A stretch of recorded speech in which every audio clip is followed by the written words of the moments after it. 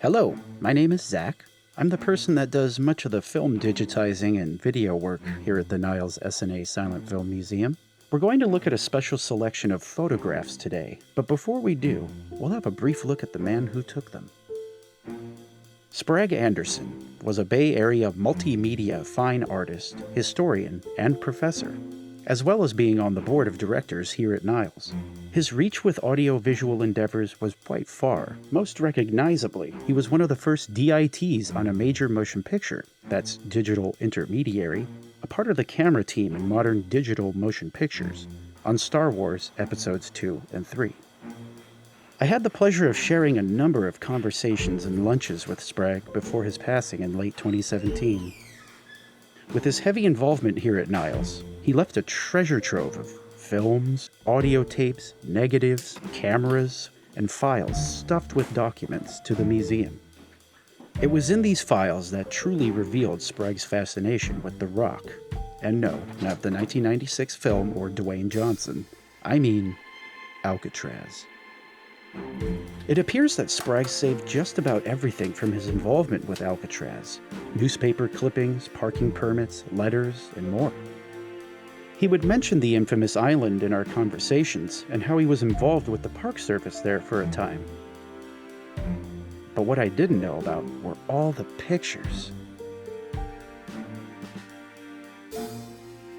A letter written to Sprague from Lee Schenk, acting Bay District Manager, reads, "As a volunteer in the Bay District, you have been able to photograph the evolution of Alcatraz Island as a historic site.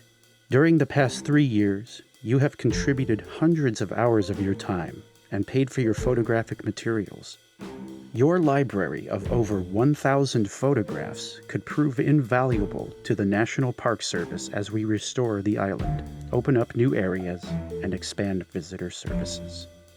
I believe your work will reveal to the public a little-seen side of The Rock, an island of subtle changes as well as stark contrast of color." We're still making our way through digitizing and inspecting Sprague's collection, but what follows is a sample of these photos he took at Alcatraz in the 1980s and 90s. Don't forget to visit nilesfilmmuseum.org to see more of what we're up to, and of course, to donate. Please enjoy this labor of love from our friend, Sprague.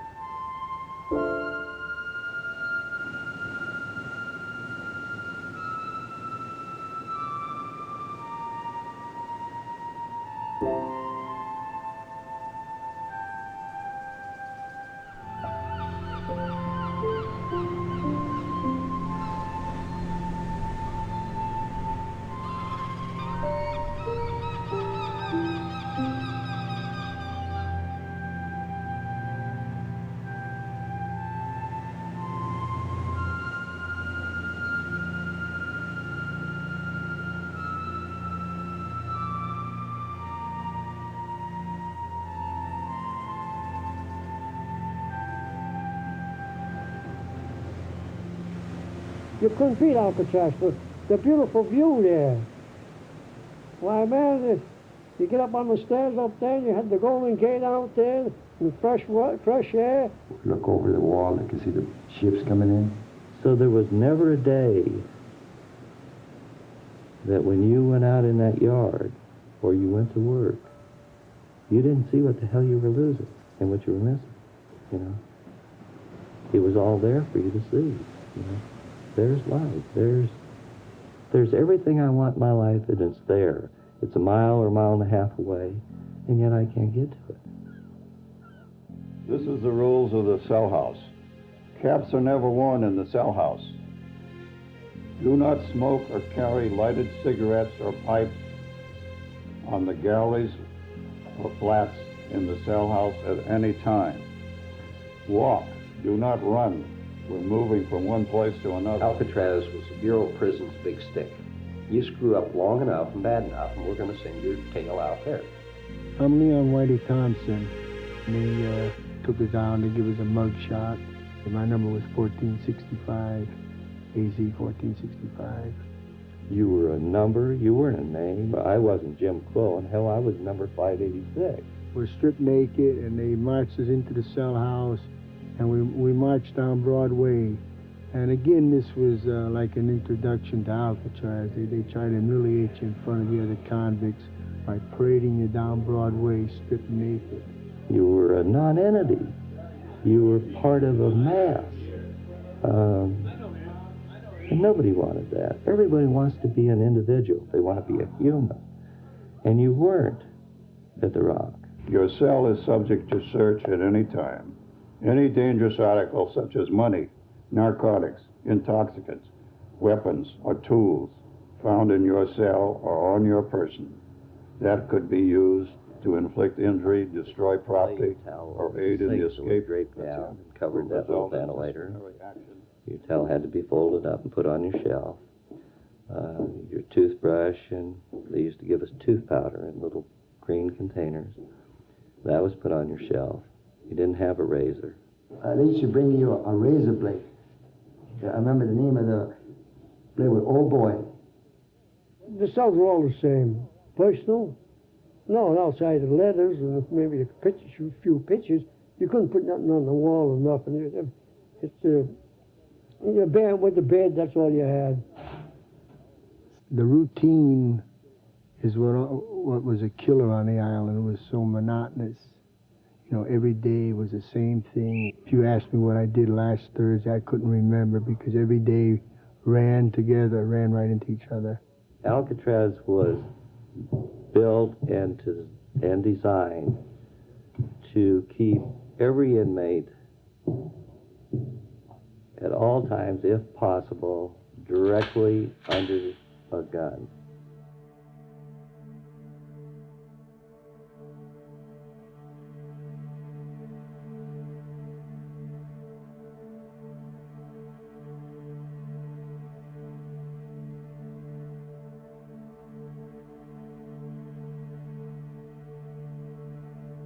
If I told somebody to do something, I expected them to do it.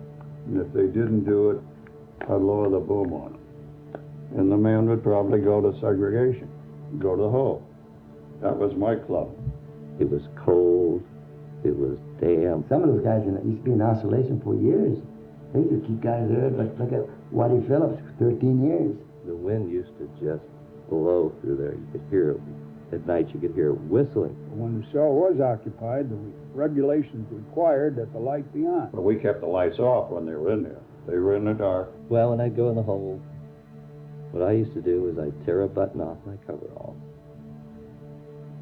flip it up in the air, then I'd turn around in circles, then I'd get down on my hands and knees, and I'd hunt for that button. And when I found the button, stand up, I'd do it again. Close your eyes like right now. Close your eyes and seal it off. Seal your eyes off with your hand. With a little concentration, you can see a light. And you can see a light. And pretty soon that light will get brighter. And you got to concentrate on this. And after a while, not a short while, this takes time and practice, but pretty soon you can almost put your own TV there, and you can visualize, you can see things, and you can go on trips, and this is what I did. You cannot take away from a man the thought that he wants his freedom. Everybody wanted to be out. Nobody wanted to be locked up on a damn windswept island. I had to get to know this guy here, Whitey Thompson. And the old captain is right, you know. You don't need nobody to rehabilitate you. And when you're totally honest with yourself, completely 100% honest, gradually things start turning. And I've been out of prison now 12 years, and I'm not rich or nothing like that, but you know what? Everything kind of goes uphill, and I feel so good about myself, and I know where my head's at. It took me 50 years to get to know, and I remember when they released me. It was October 25th, 1962. I was ordered released by the courts, and that morning that I was released, I was walking by, and Lieutenant Ordway said, "Good morning, Whitey." And I remember I said, "Good morning, Lieutenant." And he said, "How come you say good morning?" And I said, "Well, it is a good morning." I said, "A damn good morning. I'm getting out of here, you know." I was locked up 15 years, and during all this time, I never had no visits, no letters, no nothing. And I'm watching the cars whizzing by, and the people walking, and I remember how envious I was of these people, because they all had a destination. They were all going someplace, and I didn't know where I was going. On March 21st, 1963, Alcatraz was closed by order of the Attorney General Robert F. Kennedy. The reasons given were the deteriorating condition of the penitentiary and the high cost of its operation. This is the end of our tour. Thank you for visiting Alcatraz.